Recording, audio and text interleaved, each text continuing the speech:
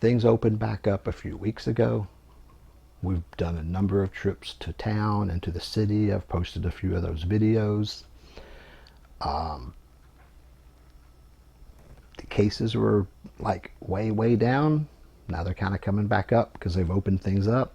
So there are some changes coming and a new travel ban. Oh boy. Quick check-in. We're still on the modified general community quarantine. And here in Iloilo, we went down to 1 active case, which is not bad. Then they started opening up travel a bit more, and we imported quite a number. Unfortunately, it's not like, local transmissions. We're still doing well, but what's been coming in are infected. First it was some OFWs. Now it's what they call the locally stranded individuals, LSIs. Almost all of them are coming from Cebu. I don't know what happened in Cebu. They're still in the enhanced quarantine. So they're having some issues still. The other day, we got 26 new cases in one day.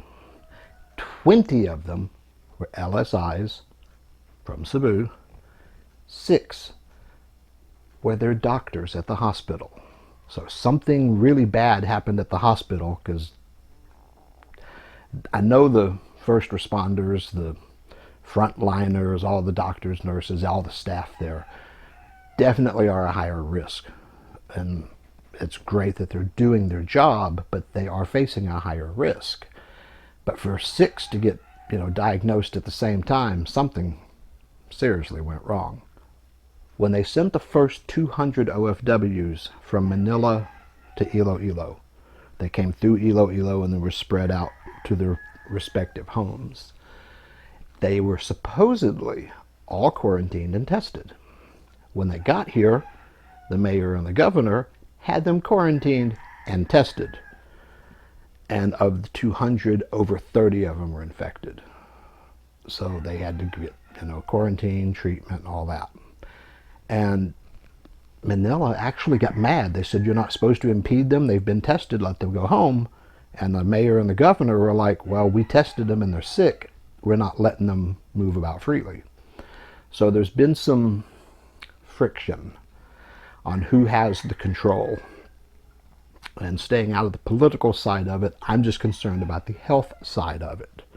We've been locked down pretty severely for 3 months. As they start to reopen, there's bound to be more cases. And all the experts say a second wave is coming anyway. So if we do this improperly, then the whole 3 months we've been locked down can be thrown out the window as a waste. So we need them to reopen, but we need them to do it in a reasonable manner and a safe manner. So like the LSIs, the locally stranded individuals, what a lot of that is people that went to Manila or Cebu for work. Lockdown happens, they lost their job, they need to come back home. Some were just there for a visit. I know a guy, his wife went down to Mindanao to visit mom, and they locked down and she's stuck. So some of it is they really have nowhere to stay. They need to come back. And I understand that, and I'm in favor of bringing them back, but safely. What they've decided to do here, and I'm curious how Manila's going to react to it, because we had such a sharp uptick in cases, they can't just say, we're not accepting LSIs. Manila wouldn't let that happen. What they did, it didn't make sense at first, but I finally figured out, I think, what they're doing. Yesterday was 1st of July. The governor issued an executive order resecuring the borders. The Iloilo province is secure. No travel from Aklan, Antique, no boats, there's no travel in or out of the province without all kinds of medical clearance and government officials and what have you. And I was kind of thinking, well, if we're getting infections, why are we closing our borders? I could see Antique, the next province over, going, hey, you are having problems. We don't want you coming here, and secure the border. But it didn't make sense why we would do it. And I think I figured it out, actually. I don't know what the governor is thinking, but I suspect he wants to stop the LSIs. He can't just say we're closing the pier or we're not accepting LSIs, because that goes against the mandate from Manila to allow people to return home.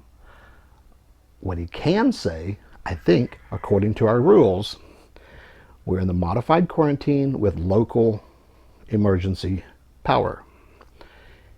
The governor can say we had an uptick in cases. Doesn't matter why, just we had a large increase, so we're securing the border. In effect, that stops the LSIs from coming back, but it doesn't single them out. He's not saying that's why he's doing it. I think that's what's happening, because we have had a number of new cases, but it's not really local transmissions, most of them. The doctors in the hospital were local transmission. It's unfortunate, but understandable. All the others are imported, mostly LSIs, some OFWs.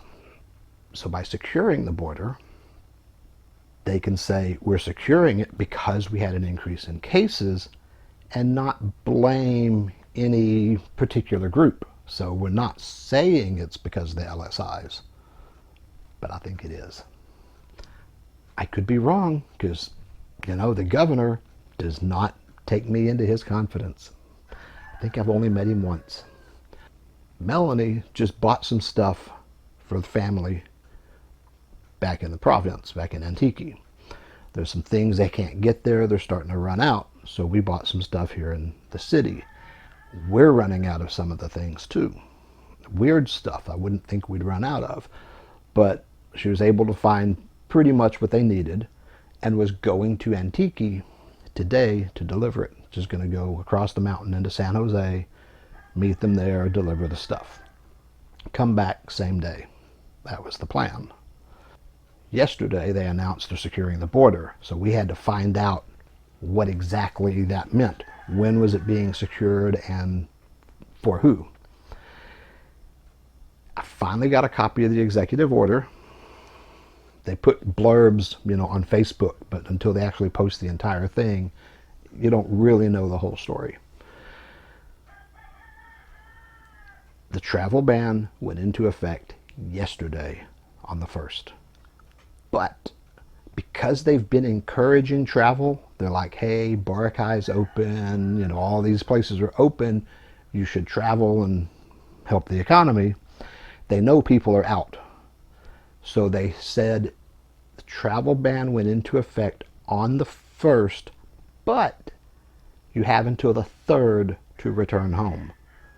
So if you're out somewhere and you don't get back into Iloilo province by tomorrow, the 3rd, you will be locked out and you will be considered a locally stranded individual, an LSI, wherever you happen to be. So she is actually still going. She went today. She's on the bus to San Jose, dropped off the stuff, had lunch, and is on the bus coming back home. So it's 4 hours each way. 3, I don't know. Depends on, traffic's been light, so probably 3 hours each way. And deliver the stuff she bought,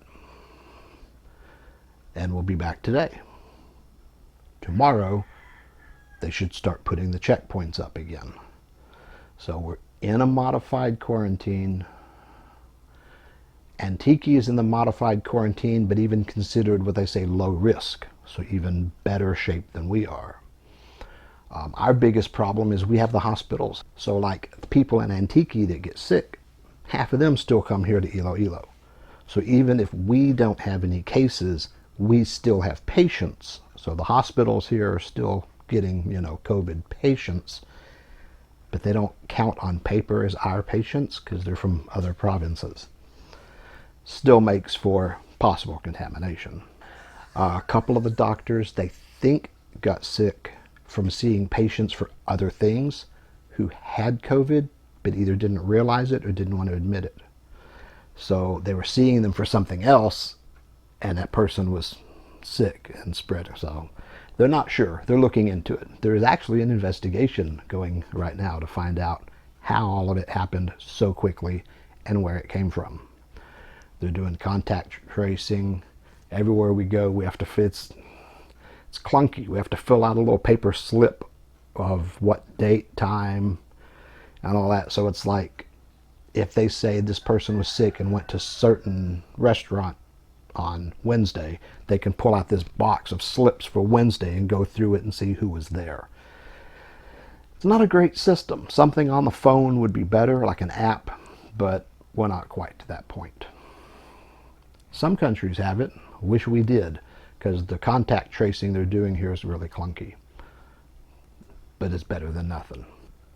So we wish Melanie well. We hope she gets back. She's on the bus now, coming across. So as long as she gets across the mountain, because the border is halfway across the mountain, if she gets off the mountain, she's good to go. Because if she gets stuck, I'm going to have to do my own laundry. That would suck. See, I have my priorities. Stay home, stay safe, wear your mask. Even Stanley has his mask on. Enjoy your day in paradise.